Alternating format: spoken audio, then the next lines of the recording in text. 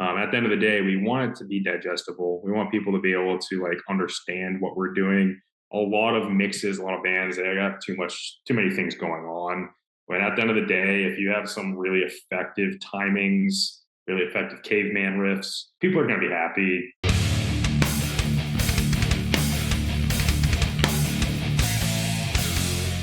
What's up, everybody? It's your boy Keefy. I am back with another GhostCodeMag.com interview, and I'm super stoked today to be talking to Ryan of Larcenia Roe. How are you doing?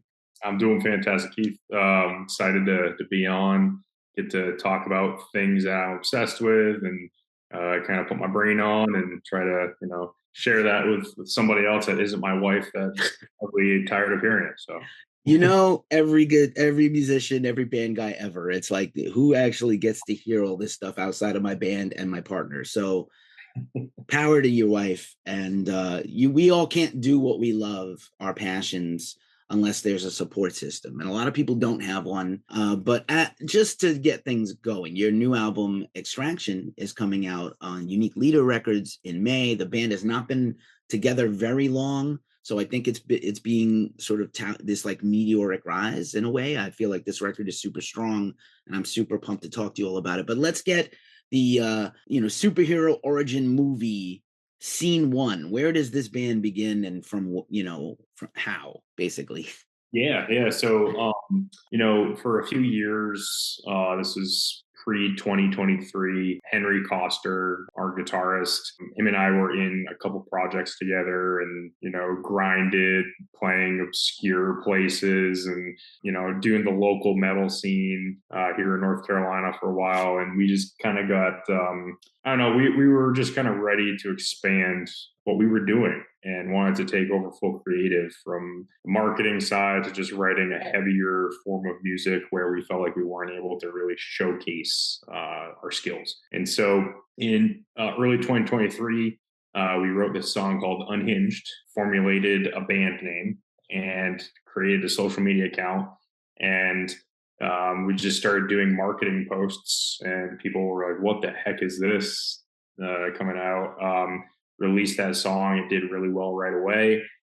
We never really announced who we were. It was kind of like an anonymous type thing at first, because it was really just an experiment to see if we could kind of catch some traction. Next thing you know, we released another single, released an EP. Under a year, we're signed, on tour, doing all those things. Full band, everyone knows who we are. So within a relatively short period of time, we were able to kind of lift ourselves to a place where we were now building the foundation of the birthing era of Larcenia Roe, from our horror imagery to our jump scare, kind of on your toes type music structure. We just kind of started formulating this thing that started feeling a little unique, but also felt like us, a little strange, a little weird, a little heavy. And so, yeah, we've been super blessed with fans that are really supportive, kind of blew us away. So all the thank yous to them for sure. But coming out, doing this new album, we're definitely hoping that we can satisfy everyone's kind of initial like, oh, this is awesome, but what are they going to do with a full LP? So that's kind of where we are now. We gotta step up to the plate and make sure that we're delivering for everyone. Right on. Thanks for unpacking all that for me. By the way, is Larcenia Roe a place you can go to? Can you take me to it like Funky Town? What is the significance of the name, if you feel like you can share it? Yeah, so realistically, it's just a name I came up with, but it is a play on larceny and roe, which is like fish eggs. One of the craziest, we do a lot with horror, so like one of the most horrific things I've ever seen was out in the wild, like different predators try to steal the eggs of other animals. And like, to me, that is like the realest form of horror ever. And so we kind of just created a name that had, some influences from that. And it just kind of rolled off the tongue, and it looked interesting. And yeah, it just kind of randomly came up with it. Right on, a proverbial fox in the hen house for real. Right. And I love all the horror imagery and samples and stuff like that. It really it kind of reminds me of the early days of death metal, but also grindcore. And I think there's a really cool, technical aspect. There's like great technical guitar playing and tight production from you and Henry, but also as San Francisco's behind me. Also, I love that like there's just gnarly, brutal parts. It's not just the vocals. There's just like very good. It's not even breakdowns. It's just heavy grooving parts that I like, and I think is almost maybe the most underrated aspect of the band. Yeah, no, that's cool to hear because our structure is to try to take something chaotic but make it absorbable or palatable for like obviously we are making music for a smaller niche of listeners, but at the end of the day, we want it to be digestible. We want people to be able to like understand what we're doing. A lot of mixes, a lot of bands, they have too many things going on. But at the end of the day, if you have some really effective timings, really effective caveman riffs, people are going to be happy. The crowd's going to react. So yeah, it's honestly just our goal is to execute on simplified points that I think every band does, but they try a little too much. They try to do too much sometimes. Well, kind of that philosophy is like if you have too much of a good thing, do say less and do less. But also like if a band is very good at one thing, they lean into it because they're good at it. And I know that from my time in music and making music and not just being a YouTube person, but or a website journalist or whatever. But yeah, man, I love how you put songs together. I know you and Henry wrote and produced the whole record basically. So I love how you put stuff together. Interestingly enough, you signed to Unique Leader. And like I said, this has been a very fast come up for people that are not familiar with the band is formed just a few years ago as we are heading toward mid 2025 and your record comes out in May. How did you get connected on with Unique Leader and on their radar? I think well, they reached out to us. They just wanted to have a conversation, just kind of feel us out. I think they caught wind of us from actually some other labels that were friends with them, and they were just discussing bands from what I've heard, and we were just kind of popped off, off the radar. A lot of like reactors were reacting to our music, so we had kind of that buzz happening, and I think they just caught wind of that sound, and they just wanted to discuss. I we actually it's kind of crazy. Basically, when we first started the band, we talked about, hey, like if this does work, like if we did sign to a label, like who do you want to sign with? And the only label we said was Unique Leader. And so we were, when the conversation came up, we acted like, oh yeah, let's look at the contract, let's look at we were already sold, from the time they first reached out our way. So for us, it's a no-brainer.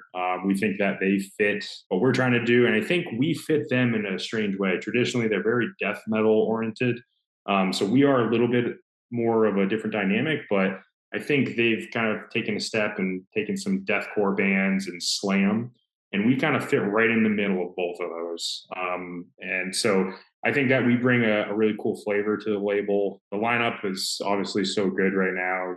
Peeling Fleshes and Proud Magnetars. So for us, we were super, super excited and just felt like it was a no-brainer. Yeah, this is not in any way a paid endorsement. We do review a lot of Unique Leaders records here at Ghost Cult, and I'm never bored with their like. There's no band that has come out on that label in memory that I'm like, nah. They very selective. It should be you. I love the vibe you just presented there about just coming with them, and I think it's definitely a mutual thing where their label benefits from having a little more diverse bands now and breaking out of their kind of own shell a little, and also for y'all, they get right. They clearly get you, and they are behind you, and that's important for a young band that's still kind of finding their footing in the bigger world. 100%. And Peeling Flesh is a good model because you see where they're also growing and getting on people's radar and getting bigger and bigger tours and some fests. So like that's my hope for y'all also. Yeah, no, we're huge fans of a lot of the bands that are on the label. Like they're bands that we take influence from. So it really does make us feel good. And another point on that is they give us the freedom to, roll with our own creative as well. And that was huge for us because we do kind of have this unique thing going with our imagery, and a lot of people don't really understand what we're doing to this day. And that's kind of how we want it. So they are always open to our thought, our creative. So it gave us the ability to keep doing our thing and grow, expand that. Right on. Before I delve into the music a little bit more and a few things, I love that you rep your home state and your hometown. I love the South and I love Raleigh and North Carolina in general. I almost moved there 15 years ago and it had a very vibrant death metal and black metal scene specifically. And I haven't been back in a while. Sorry to all my friends watching this that know I haven't been back in a while. I'm not that great a friend, but I moved out west, so I'm further away now than when I was on the East Coast. But what's the scene like there that you came from now? I know I go back to like Volume 11, which is long gone. I know there's still a handful of places to play, but like, what's it like there now? So, big, like our background before we started Larcenia is a lot of bands kind of leaned toward a hardcore adjacent vibe. Hardcore is big thing. Our buddy Dylan, he's actually our booking agent now, and he is one of the kind of the heart and soul of the hardcore scene in the Raleigh area. He puts on Overcome Fest every year in the Greensboro area.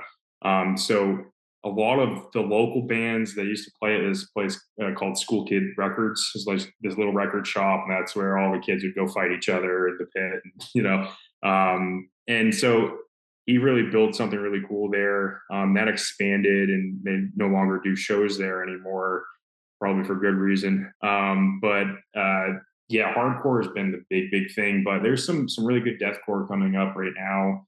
But it's kind of fizzled out a little bit in a sense compared to like some of the older venues. Like venues have changed a little bit. There's upcoming venues. You see a lot of new things coming up. I think like the post-COVID era, you had a lot of DIY shows being put on, and now those DIY shows are, those bands that were doing it are opening up their own venues now, which is really cool. So, just learning I'm not originally from Raleigh. I'm originally from New England, but this is where we're all from. This is where we all kind of originated. So we definitely rep that in our music as well.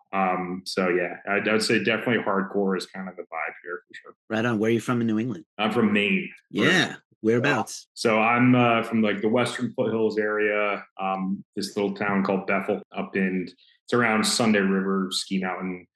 So kind of the middle of nowhere, but it's definitely a interesting way to grow up. And then moved down here back in 2019 and won't be moving anytime soon. Yeah. Oh no, the South is great. I've been through Maine quite a bit, including like the no man's land by Sunday River, where there's like no cell service and a lot of bear and gator jerky for sale for some reason, like strange curios and taxidermy shops, which is where the gator comes from because there's no gators in Maine. Yeah. But Maine is gorgeous, and I have a lot of fond memories. I lived in Boston for a long time, as everyone knows that's watched this. So I have a lot of fond and a lot of fond memories and strong love for New England as well. Some things you can't get down south, but other things you have like Cookout and Sheets. So like I want to go to those things. I miss those big things. Difference, man. That was big difference. Growing up, it was 40 minutes to drive to a McDonald's, and now I got Cookout. Yeah. Why would you go to fast food? Even Chick-fil-A? Meh. I don't know why people lose their shit over it. I'd much rather go to like a mom and pop shack for a plate of barbecue than. So here's a fun other thing. So like you wear your the band's regionalness on their sleeve. I think there's some references here people are not going to get, like Carolina Crowd Killer and Cary Ain't No Raleigh. I have been to Cary, and I have friends that live in the area.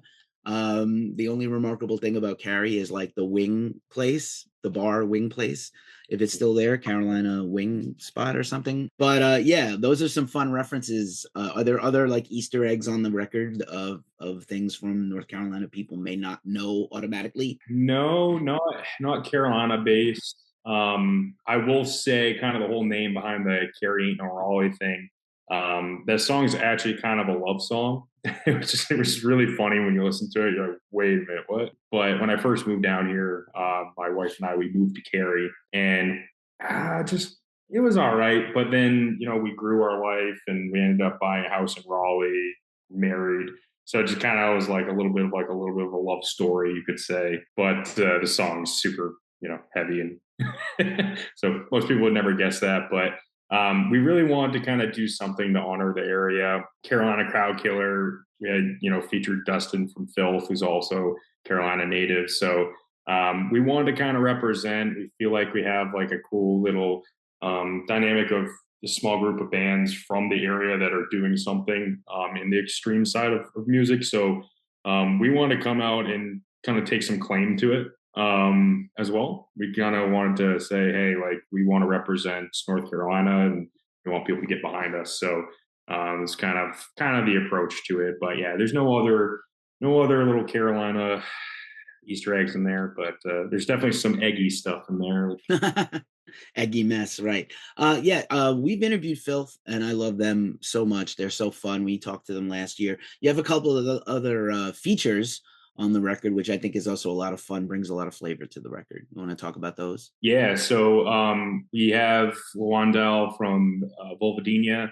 It's another label mate. Been a big fan of that band for a very long time now. And so when it came to looking for a feature, we wanted to do one with a band from the label that we loved. And he was super easy to work with. Very, very excited to, that's one of my favorite songs to play live. We've played it before it was released, and the crowd always loved it. So that was definitely a song where it's just straight, just knuckle dragging in your face type song. So he was a great fit on that. And then Alex Kohler, original vocalist, Chelsea Grin, kind of self-explained there. I took a lot of influence from Chelsea Grin and kind of formulating like my high vocals. Kind of that early raw Chelsea Grin sound was something that I've always kind of leaned into and related to. So it was really cool to have him on the album. And that song, I'm very, very excited to see people's reaction to it when it drops on the 16th. Right on. Yeah, no, it's a killer track. And Alex hasn't been doing that many features in his new, kind of this new era for him. So I think this is really great. It's a really great spot. He has not been overexposed. Right. New music out, definitely, but not too many side jobs there. So super cool.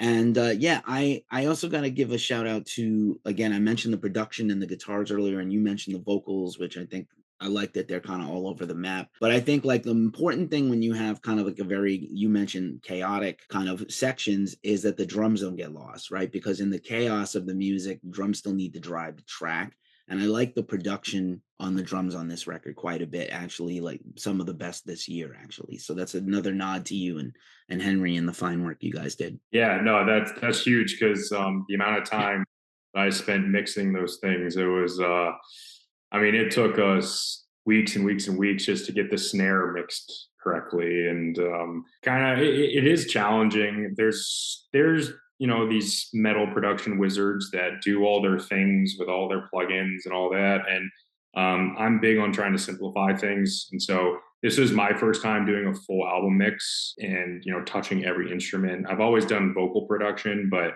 this is my first time mixing it, and I'm very kind of impressed. I guess I'm impressed with myself a little bit just based off of people's reaction.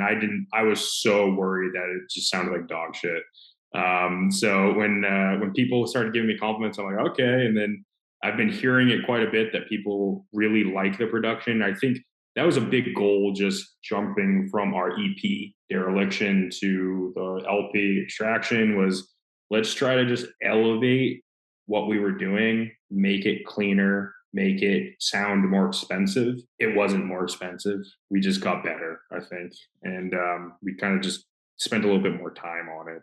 Did some processes a little different, but we still used our kind of not so ideal way of writing music, and that's what kind of gives us our unique sound.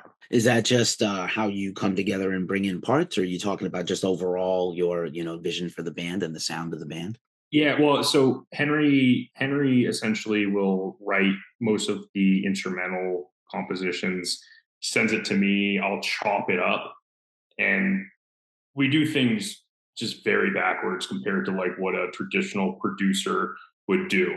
And so a lot of it is just like, we're going to do it our way because it's whatever it takes to get the specific sound. So some things, like when we're going back and playing a live show and we have to put together a click track for all of our off time parts, like they are not perfectly synced in. Like a lot of our music isn't perfectly on a grid. And I like that. It's something that I actually take pride in because everything is so cookie cutter these days. Half of what producers are doing is just automated. They're not actually physically touching each note. And we're in there literally touching everything, essentially. And it kind of just makes it so that it's unique to us, not, somebody else just can't come out and replicate it super easily. But again, we're not doing anything too crazy. We don't have a bunch of like symphonic things. I do stuff on that realm too with my other projects. So we try to keep Larcenia pretty straightforward and just kind of, I don't know. It's not ideal though. We'd probably give some panic attacks to some actual producers if they're watching us do things our way. Right on. There we go. Unmute myself. That's helpful. Any thought that you might go on to produce other bands? You're again, Extraction, sound and production, absolutely 100% not dog shit, and you did great. And like, would you go on to produce other bands? I think it might be a future in that for you guys.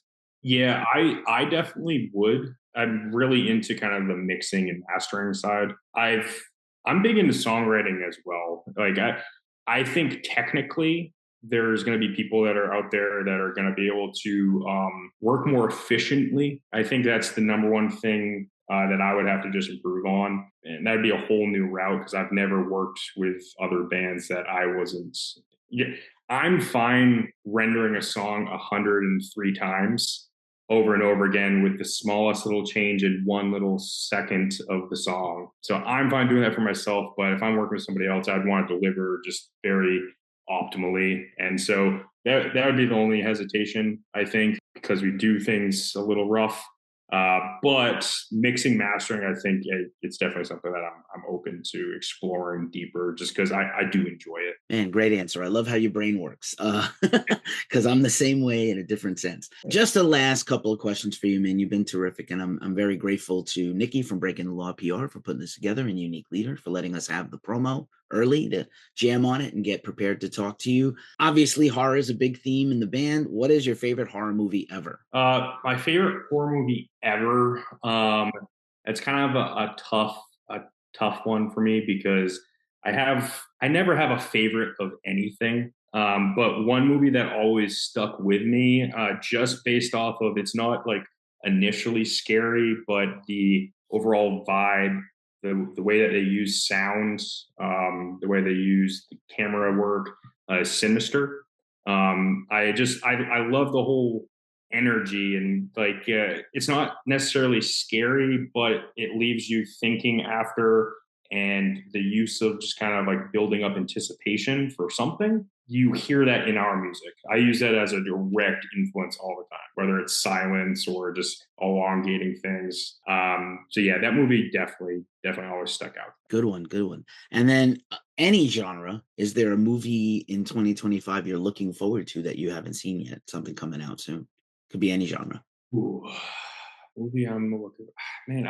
Honestly, it's been tough for me to even watch movies recently because I never go to the movie theater anymore. It's just like this weird thing. I always want to watch it at home, but I'd say I'm definitely more into shows, I think, these days. So I just finished Severance. I'm a huge Severance fan.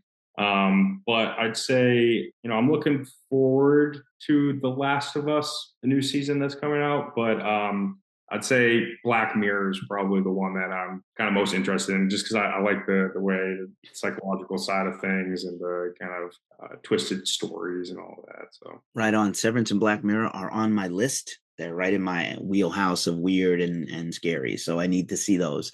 Hey, Ryan Vail, fantastic meeting you and talking to you today. The brand new album from Larcenia Roe is coming out on May 16th from Unique Leader Records. That's Extraction. Pre-save, pre-order, all the things. We'll have all the links in the description. Super nice meeting you and picking your brain. I hope we get to do it in person someday, or we'll do it again not too long from now. But yeah, thanks so much for hanging out with Ghost Cult today. I appreciate you. I appreciate it, Keith. And anytime, don't be a stranger. Hit me up. Love to do it again.